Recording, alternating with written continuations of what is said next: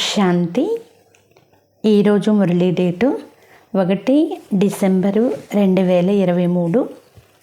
బాబా చెప్తున్నారు, మధురమైన పిల్లలారా, ఈ పాఠశాలకు రావడం ద్వారా మీకు ప్రత్యక్ష ఫలం ప్రాప్తిస్తుంది. తండ్రి ఇచ్చే ఒక్కొక్క జ్ఞానరత్నము లక్షల రూపాయల విలువగల ఆస్తి అని బాబా అంటున్నారు.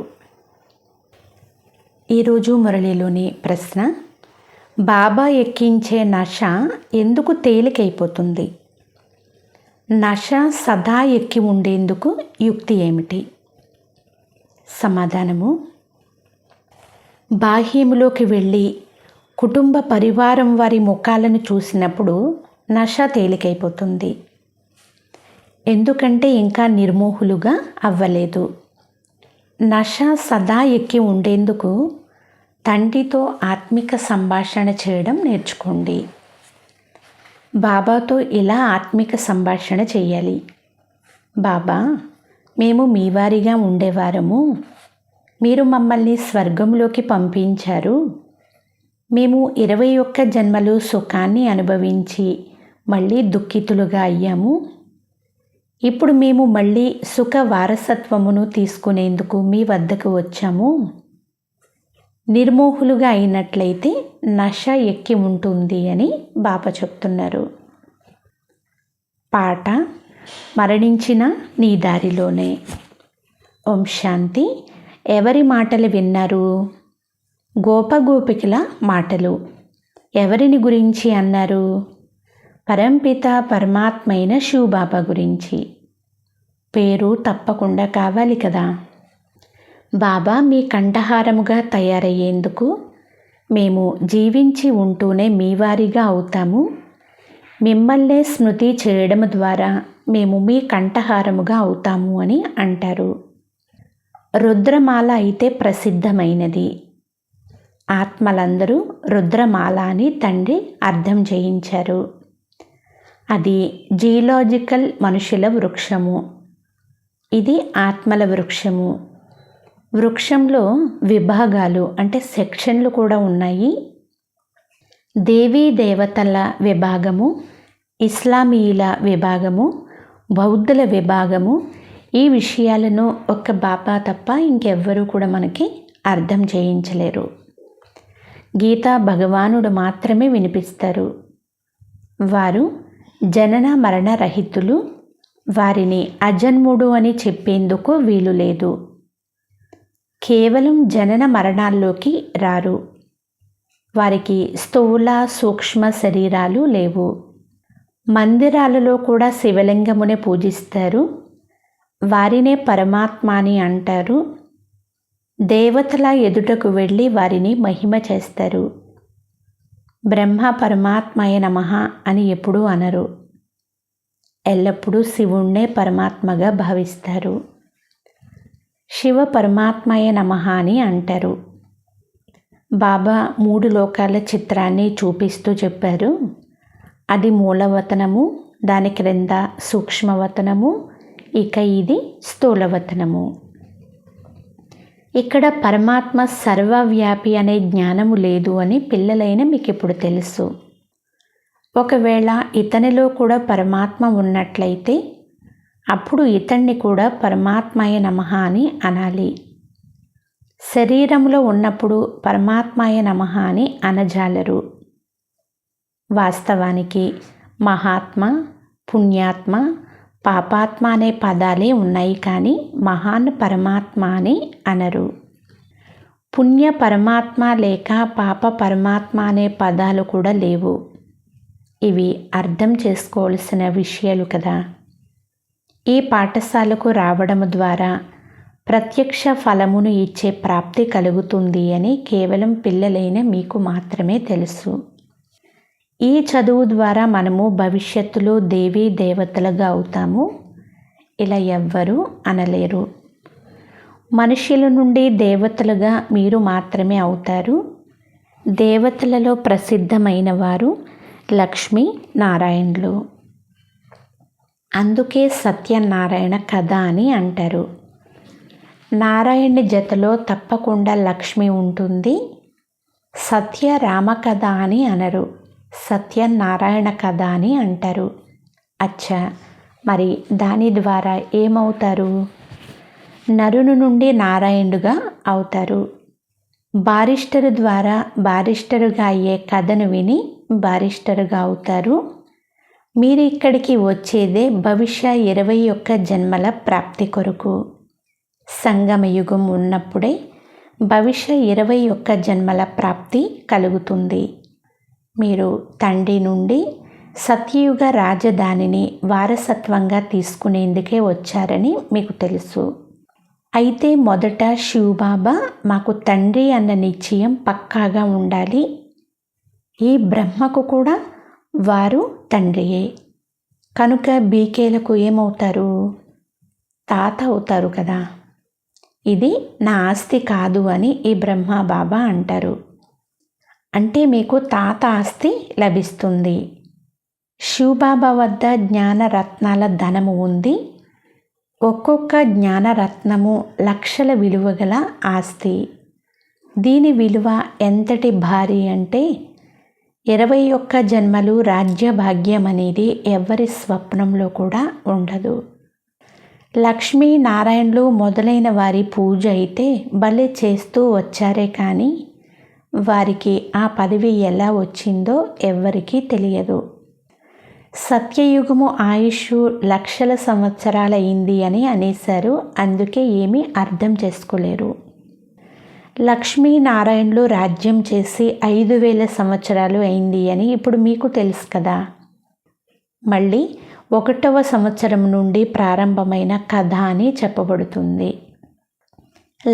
లాంగ్ ఎగో, చాలా కాలం క్రితం ఈ భారతదేశంలో లక్ష్మీనారాయణుల రాజ్యం ఉండేది. ఆ సమయంలోని భారతదేశాన్ని బహిస్త్ స్వర్గము అని అంటారు. ఇది ఎవ్వరి బుద్ధిలోనూ లేదు. కల్పము ఆయువు 5000 సంవత్సరాలు అని ఇప్పుడు పిల్లలైన మీకు తెలుసు. ఈ శాస్త్రాలలో ఏమి వ్రాసారో అలా వ్రాయడం కూడా డ్రామాలో నిశ్చితమై ఉంది. వాటిని వినడం వలన లాభమేమీ కలగలేదు. ఎన్నో వేడుకలను జరుపుతారు. జగదంబ ఒక్కరే ఉన్న ఆమెకు ఎన్నో మూర్తులను తయారు చేస్తారు. జగదంబ సరస్వతి బ్రహ్మపుత్రిక. వారికి 8-10 భుజాలు అయితే లేవు. ఇవన్నీ భక్తి మార్గపు గొప్ప గొప్ప సామగ్రి అని తండ్రి చెప్తున్నారు. జ్ఞానములో అయితే ఇవన్నీ లేవు. మౌనంగా ఉండి తండ్రిని స్మృతి చెయ్యాలి. చాలామంది ఎప్పుడూ బాబాను చూసి ఉండకపోయినా ఇలా బాబాకు జాబు వ్రాస్తారు. బాబా, మీరు మమ్మల్ని గుర్తించలేరు, కానీ నాకు మీరు బాగా తెలుసు. మీరు ఆ బాబాయే. మేము మీ నుండి వారసత్వం తీసుకునే తీరుతాము. ఇంట్లో కూర్చుని ఉండగానే చాలామందికి సాక్షాత్కారాలు అవుతాయి. భలే సాక్షాత్కారాలు అవ్వకపోయినా ఇలాంటి పత్రాలు వస్తూ ఉంటాయి. స్మృతిలో పూర్తిగా లవలీనమైపోతారు. తండ్రియే సద్గతి దాత. వారిని ఎంతగా ప్రేమించాలి. మాతాపితలపై పిల్లలు పూర్తిగా హత్తుకుపోతారు. ఎందుకంటే మాతాపితలు పిల్లలకు సుఖమునిస్తారు. కానీ ఈ రోజుల్లోని మాతాపితలకు సుఖాన్ని ఏమీ ఇవ్వరు. ఇంకా వికారాల్లో చిక్కుకునేలాగా చేసేస్తారు. తండ్రి చెప్తున్నారు, గతం గతః అంటే గడిచిపోయిందేదో గడిచిపోయింది.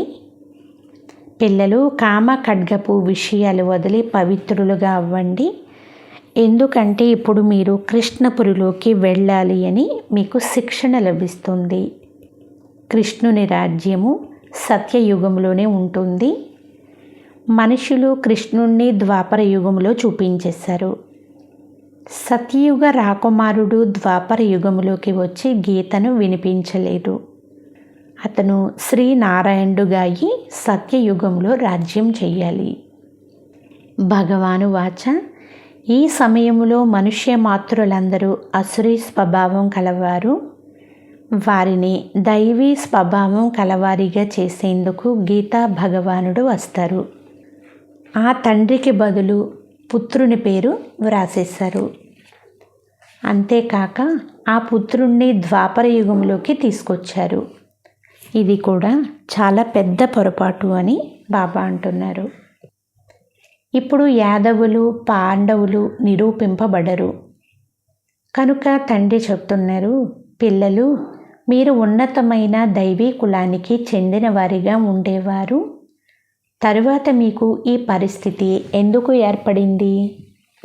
ఇప్పుడు మళ్ళీ మిమ్మల్ని దేవతలుగా చేస్తాను. మనుష్యులను స్వర్గరాజులుగా చేయలేరు. మనుష్యులేపి స్వర్గ స్థాపన కూడా చెయ్యరు. ఆత్మను పరమాత్మ అని అనడం ఎంతో పెద్ద పొరపాటు. సన్యాసులైతే మనుష్యులను దేవతలుగా చెయ్యలేరు. ఆ కర్తవ్యం తండ్రిదే. ఆర్య సమాజం వారు ఆర్య సమాజస్థులుగా చేస్తారు. క్రిస్టియన్లుగా చేస్తారు. ఈ విధంగా మీరు ఎవరి వద్దకు వెళ్తారో వారు వారిలాగే తయారు చేస్తారు. దేవతా ధర్మము సత్యయుగంలో ఉంది. అందువలన తండ్రి సత్యయుగాన్ని స్థాపన చేయడానికి సంగమ యుగంలోనే రావాల్సి ఉంటుంది. ఇది మహాభారత యుద్ధము.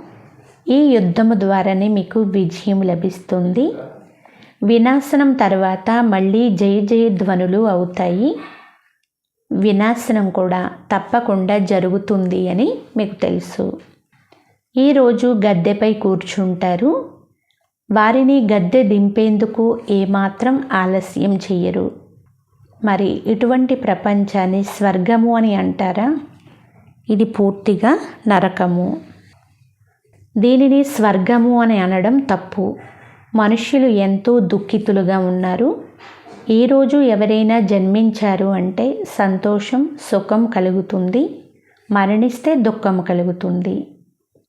ఇక్కడ మీరు అందరి నుండి నిర్మోహులుగా అవ్వాల్సి ఉంటుంది. అలా నిర్మోహులుగా అవ్వనట్లయితే సేవకు వెళ్ళండి అని బాబా వారికి ఎప్పుడు కూడా చెప్పరు. తాను నిర్మోహుడను అని బాబా అంటున్నారు. శివబాబా అంటున్నారు, దేనిపైనైనా నేను మోహాన్ని ఎందుకు ఉంచుకుంటాను? నేనేమి గృహస్థుడను కాదు కదా అని బాబా అంటున్నారు.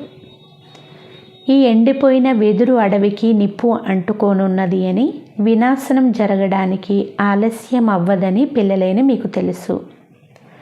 మీరు ఎక్కడ భాషణం చేసినా వారికి మీరు వచ్చి అనంతమైన తండ్రి నుండి ఆస్తిని తీసుకోండి అని అర్థం చేయిస్తారు. హద్దు తండ్రి నుండి హద్దు వారసత్వం లభిస్తుంది. మీరు ఈ నరకంలో 63 జన్మలు తీసుకున్నారు. నేను మీకు 21 జన్మల కొరకు స్వర్గ వారసత్వాన్ని ఇచ్చేందుకు వచ్చాను. ఇప్పుడు రావణుని ఆస్తి మంచిదా లేక రామునిదా? ఒకవేళ రావణుని ఆస్తి మంచిదైతే అతన్ని ఎందుకు తగలబెడతారు? శివబాబాను ఎప్పుడైనా తగలబెడతారా? కృష్ణుణ్ణి కాల్చరు. ఇదంతా రావణ సాంప్రదాయము. ఇక్కడ వికారాల నుండి జన్మిస్తారు. ఇది వేశ్యాలయం వంటిది, విషయ సాగరము. అది నిర్వికారి శివాలయము, అమృత సాగరము. క్షీరసాగరంలో విష్ణువును చూపిస్తారు కదా. క్షీరసాగరం ఏదీ ఉండదు. పాలైతే ఆవు నుండి వస్తాయి. ఇప్పుడు చూడండి, ఈశ్వరుణ్ణి సర్వవ్యాపి అని అంటారు. మళ్ళీ తమను తాము శివోహం అని అంటారు. ఎందుకంటే స్వయం పవిత్రముగా ఉంటారు కనుక మాలో ఈశ్వరుడు ఉన్నారు అని అంటారు. మీలో కూడా ఈశ్వరుడు ఉన్నాడని ఇతరులతో అనరు. మీలో లేడు ఎందుకంటే మీరు పతితులు అని అంటారు. ఆత్మ చెప్తుంది, నేనిప్పుడు పరంపిత పరమాత్మ ద్వారా పావనముగా అవుతున్నాను. మళ్ళీ పావనముగా అయి రాజ్యం చేస్తాను. మీరు అనేక సార్లు వారసత్వాన్ని తీసుకున్నారు, పోగొట్టుకున్నారు. ఈ డ్రామా చక్రము బుద్ధిలో కూర్చుంది. తండ్రి అర్థం చేయిస్తున్నారు, మీరంతా పార్వతులు, నేను శివుణ్ణి. కథలు మొదలైనవన్నీ ఇక్కడి విషయాలే. సూక్ష్మవతనంలో అయితే కథలు మొదలైనవి ఏమీ ఉండవు. అమరపురికి అధిపతులుగా చేసేందుకు అమర కథను మీకు వినిపిస్తాను. అది అమరలోకము. అక్కడ సుఖమే సుఖం ఉంటుంది. మృత్యులోకంలో ఆది మధ్యాంతము దుఃఖమే ఉంటుంది. బాబా ఎంత బాగా అర్థం చేయిస్తున్నారు. కల్పం క్రితం ఎవరైతే తండ్రి నుండి ఆస్తిని తీసుకున్నారో వారి పురుషార్థమే ఇప్పుడు నడుస్తుంది. ఈ సమయం వరకు ఏ మిషనరీ నడుస్తుందో క్రితం కూడా అంతే నడిచింది. మీరు సర్వీసు తక్కువగా చేస్తున్నారని భలే బాబా అన్న ఇది కూడా తెలిపిస్తారు. కల్పం క్రితం మీరు ఏ సర్వీసు చేశారో అంతే చేస్తారు. అయినా పురుషార్థం చేస్తూ ఉండాలి. చిన్న చిన్న దీపాలను తుఫానులు కదిలిస్తూ ఉంటాయి. సర్వులకు నావికుడు ఒక్క తండ్రియే. నా నావను తీరానికి చేర్చండి అనే సామెత కూడా ఉంది. డ్రామాలో విధి ఇలా తయారై ఉంది. అందరూ ఆ పురాతన ప్రపంచం వైపు వెళ్తున్నారు. ఇక్కడ తక్కువ మందే ఉన్నారు. మీరు ఎంతో తక్కువ మంది ఉన్నారు. భలే చివరిలో చాలామంది ఉంటారు. అయినా రాత్రింబవళ్ళ తేడా ఉంటుంది. వారంతా రావణ సాంప్రదాయులు. తండ్రి ఎంతగానో నష ఎక్కిస్తారు. కానీ బాహ్యంలో కుటుంబ పరివారంలోని ముఖాలను చూడగానే నష తేలికైపోతుంది. ఈ విధంగా అవ్వకూడదు. మీరు తండ్రితో ఇలా ఆత్మిక సంభాషణ చెయ్యండి అని ఆత్మలకు చెప్తారు. బాబా మేము మీ వారము. మీరు మమ్మల్ని స్వర్గములోకి పంపించారు. 21 జన్మలు రాజ్యం చేశాము. తర్వాత 63 జన్మలు దుఃఖాన్ని పొందాము. ఇప్పుడైతే మేము మీ నుండి తప్పకుండా ఆస్తిని తీసుకునే తీరుతాము. బాబా మీరెంత మంచివారు. కానీ మేము మిమ్మల్ని అర్ధకల్పం మర్చిపోయాము. ఇది అనాదిగా తయారు చేయబడిన డ్రామా. ఇది నా కర్తవ్యం కూడా అని తండ్రి అంటారు. నేను కల్పకల్పము వచ్చి పిల్లలైన మిమ్మల్ని మాయ నుండి ముక్తులుగా చేసి బ్రాహ్మణులుగా చేసి సృష్టి ఆది మధ్యాంతాల రహస్యాలను వినిపిస్తాను. స్వర్గాన్ని తయారు చేయాల్సి ఉన్నప్పుడే నేను వస్తాను. మీరిప్పుడు ఫరిస్తాలుగా అవుతున్నారు. పవిత్రతను కూడా సాక్షాత్కారం చేయిస్తారు. మీరు ఒకవేళ నిర్మోహులుగా కూడా అవ్వాలి. బాబా నేను సేవకు వెళ్ళేదా అని ఎవరైనా అడిగితే బాబా అంటారు, మీరు ఒకవేళ నిర్మోహులుగా ఉంటే ఇక మాలికులే. ఎక్కడికి కావాలంటే అక్కడికి వెళ్ళండి. ఎందుకు తికమక పడతారు? అధిపతులై అందులకు మార్గమును తెలియచేయాలి. ఇంకా నష్టమోహులుగా అవ్వలేదు, అందుచేతనే అడుగుతున్నారు అని బాబా చెప్తున్నారు. నష్టమోహులుగా అయితే ఇక పరుగులు పెడతారు. వారు నిలవలేరు. ఇది చాలా గొప్ప గమ్యము. తండ్రి సర్వీసు యోగ్య పిల్లల పట్ల అర్పణ అవుతారు. మొదటి నెంబరులో అయితే ఈ బ్రహ్మబాబా ఉన్నారు కదా. త్యాగం అయితే అందరూ చేస్తారు. కానీ బ్రహ్మబాబాది మొదటి నెంబరు త్యాగము. తండ్రి చెప్తున్నారు, దేహీ అభిమానులుగా అవ్వండి అనగా స్వయాన్ని అశరీరిగా భావించండి. అనంతమైన తండ్రి మీకు 21 జన్మల వారసత్వాన్ని ఇస్తారు. అచ్చా, వారు ఏ విధంగా వచ్చారు? బ్రహ్మ నోటి ద్వారా రచనను రచిస్తారు అని వ్రాయబడి కూడా ఉంది. కనుక తప్పకుండా బ్రహ్మలోనే వస్తారు. బ్రహ్మనే ప్రజాపిత అని అంటారు. కనుక వచ్చి ఆ బేహద్దు తండ్రి నుండి ఆస్తిని తీసుకోండి. ఈ విషయాలను అర్థం చేయించడంలో సిగ్గుపడే మాట ఏమీ లేదు అని బాబా అంటున్నారు. అచ్చా, మధురాతి మధురమైన అపురూపమైన పిల్లలకు మాతాపిత బాబ్దాదాల ప్రియ స్మృతులు మరియు గుడ్ మార్నింగ్. ఆత్మిక పిల్లలకు ఆత్మిక తండ్రి నమస్తే. ఆత్మీయ తండ్రికి ఆత్మీయ పిల్లల యొక్క ప్రియ స్మృతులు, గుడ్ మార్నింగ్ మరియు నమస్తే నమస్తే నమస్తే. ధారణ కొరకు ముఖ్య సారము. ఫస్ట్ పాయింట్, బ్రహ్మాబాబా సమానముగా త్యాగములో నెంబరు ముందుకు వెళ్ళాలి. రుద్రుని కంఠహారముగా తయారయ్యేందుకు జీవించి ఉంటూనే బలిహారం అవ్వాలి. సెకండ్ పాయింట్, సర్వీసు యోగ్యులుగా అయ్యేందుకు మొదట నిర్మోహులుగా అవ్వాలి. అందులకు మార్గాన్ని కూడా చూపించాలి. ఈరోజు వరదానము, మానసిక సంతోషము ద్వారా జబ్బులను దూరంగా పారద్రోలే ఎవర్ హెల్దీ భవ. సారాంశము, మనసు సంతోషంగా ఉంటే ప్రపంచమంతా సంతోషమే అని అంటారు. మానసిక వ్యాధి ద్వారా శరీరం కూడా భయంతో పాలిపోతుంది. మనసు బాగుంటే శారీరక రోగం కూడా అనుభవం అవ్వదు. శరీరం జబ్బుగా ఉన్న మనసు మంచి స్థితిలో ఉంటుంది. ఎందుకంటే మీ వద్ద సంతోషము అనే చాలా మంచి ఫస్ట్ క్లాస్ అయినటువంటి భోజనం ఉంది. ఈ ఆహారమే జబ్బును పారద్రోలుతుంది, మరపింపచేస్తుంది. కనుక మనసు సంతోషంగా ఉంటే ప్రపంచమంతా సంతోషముగా, జీవితం కూడా సంతోషంగా ఉంటుంది. అందువలన సదా ఆరోగ్యవంతులుగా ఉంటారు. స్లోగన్, సమయం యొక్క మహత్వాన్ని తెలుసుకుంటే అన్ని ఖజానాలతో సంపన్నముగా అయిపోతారు. అచ్చా, ఓం శాంతి.